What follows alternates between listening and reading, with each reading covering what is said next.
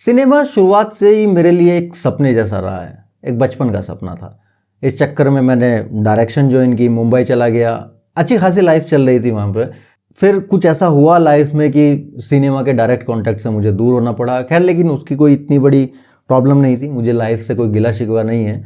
फिर मुझे यूट्यूब मिला और यूट्यूब चैनल इस प्लेटफॉर्म की धरती पे मेरा एक बीज के रूप में पैदा हुआ, एक छोटी सी आवाज़ के रूप में, जो बस सिनेमा से प्यार करती थी।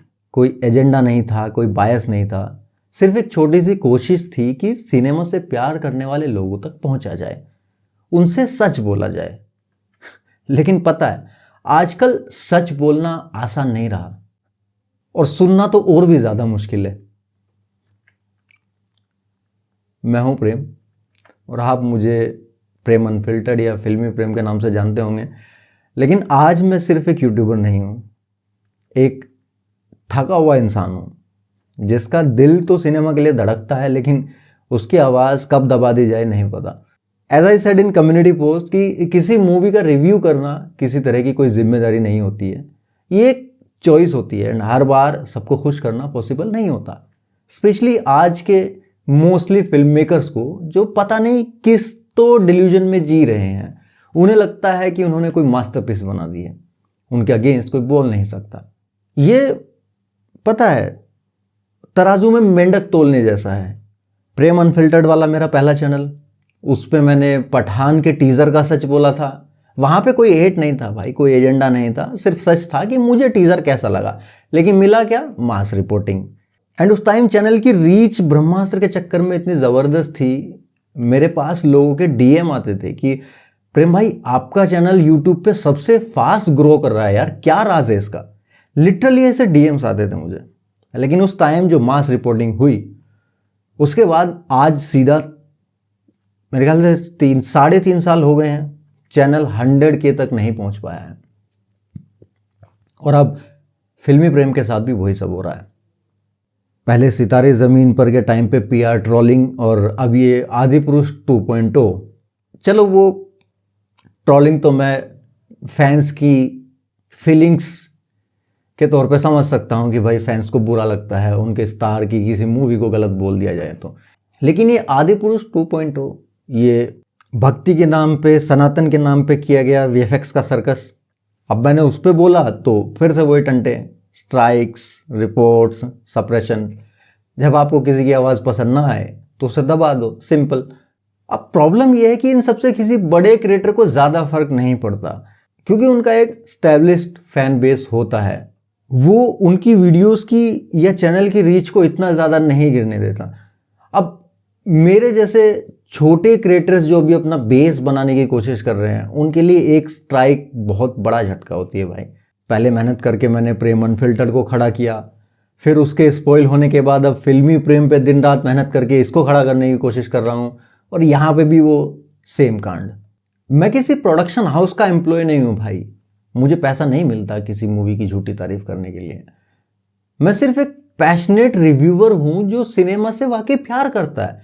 मैं इंडियन सिनेमा को कुछ करते हुए देखना चाहता हूँ, इसलिए शायद कोई एक ऐसी मूवी अगर आती है, रामायण जैसी या कल की जैसी बड़ी मूवीज आती हैं, तो मुझे दिल से खुशी होती है। ऐसा लगता है जैसे मैं उस डायरेक्टर के साथ काम कर रहा हूँ उस मूवी को बनाने में। लिटरली मैं ऐसा फील करता हूँ। इसलिए शायद मेरे रिव्यूज़ में भी या मेरी वीडियोज़ में भी वो चीज़ आपको दिखाई देती है। लेकिन बस यार, अब और रिस्क नहीं लेना, मुझे हिम्मत नहीं बची है यार। मैं थक गया हूँ, लिटरली यार, बहुत थक गया हूँ हर बार इस घटिया सिस्टम से लड़ते लड़ते। यूट्यूब का सिस्टम जो क्रिएटर्स का नहीं है, वो कॉरपोरेट्स की सुनता है। बोलते हैं वो लोग कि हम व्यूअर्स की सुनते हैं, हम व्यूअर्स के बेस पे काम करते हैं, जैसा लोग देखना चाहते हैं वैसा दिखाते हैं, लेकिन लिटरली वो कॉरपोरेट्स के हिसाब से काम करते हैं। क्रिएटर्स की कोई नहीं सुनता।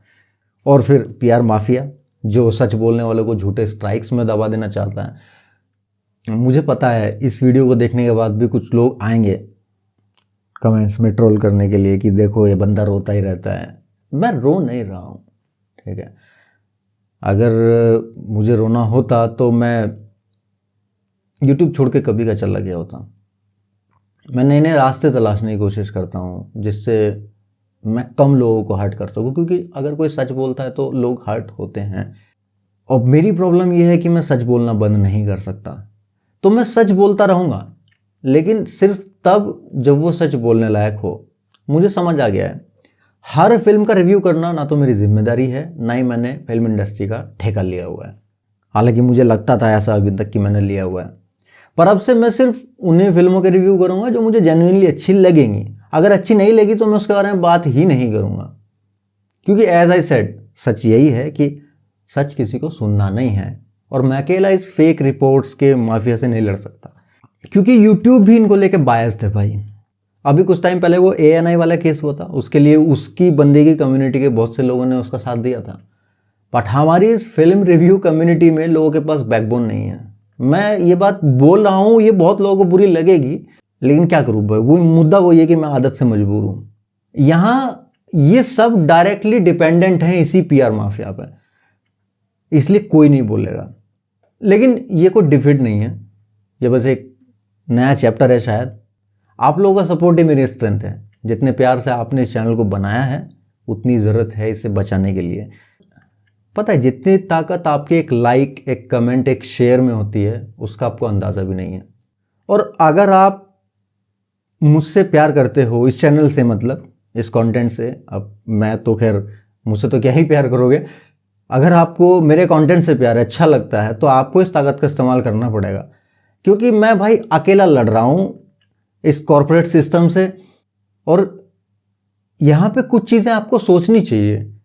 क्या सच बोलना गुनाह है क्या? क्या सिनेमा का सच सिर्फ उन्हीं लोगों को कहना चाहिए क्या जिनके पास स्पॉन्सर्स आते हैं? क्या रिव्यूअर बनना मतलब झूठी तारीफ करना ही रह गया है क्या?